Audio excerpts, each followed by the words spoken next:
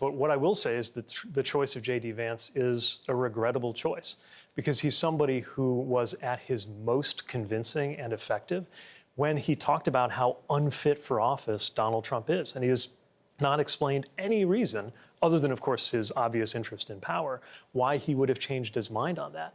Remember, JD Vance's whole identity is that he is connected to Appalachia, a place that is being hurt so profoundly by the opioid crisis. So the fact that he didn't just refer to Donald Trump as an idiot, though he didn't just say all kinds of things about how he was terrible, but compared Donald Trump to opioids, that is literally the darkest, most negative thing someone connected to Appalachia could possibly say about a politician. And that was in public, right? In private, he was comparing him to Hitler, reportedly.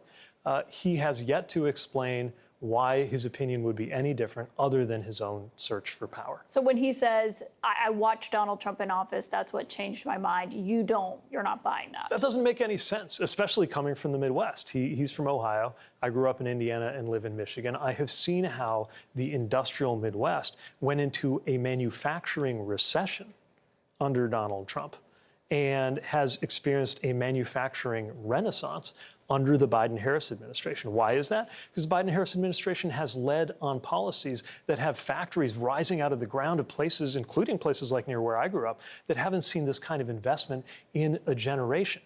How could JD Vance or anybody else initially think that Donald Trump is a disaster, watch him lead the country into a manufacturing recession? This is, by the way, before COVID, let alone everything that happened through the mismanagement of COVID, and then say, oh, now I've seen the light. He's a great leader and I want to be on his team. I think we all know why JD Vance changed his mind. Against labor unions, JD Vance got, I think, a 0% rating from the AFL-CIO. You compare that with... But I'm glad you brought up children, because there's actually this answer that JD Vance gave a few years ago, and he name-dropped you in it about people who don't have children working in the government. This is what he said.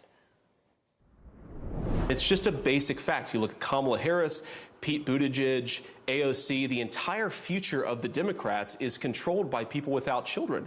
And how does it make any sense that we've turned our country over to people who don't really have a direct stake in it? Now, I should note, you have two children. They were born before Pete gave that answer. Harris is also a stepmom to children as well. But what's your response to that? You know, the really sad thing is he said that after Chasten and I had been through a fairly heartbreaking setback in our adoption journey. He couldn't have known that, but maybe that's why you shouldn't be talking about other people's children. And it's not about his kids or my kids or the vice president's family.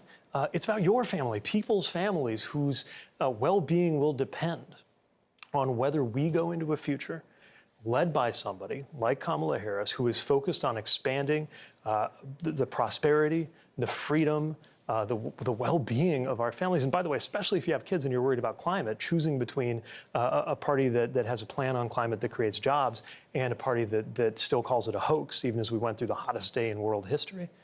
Or do you want your children to grow up in a country defined by a return to the chaos and recrimination and cruelty that was the hallmark of the Trump era?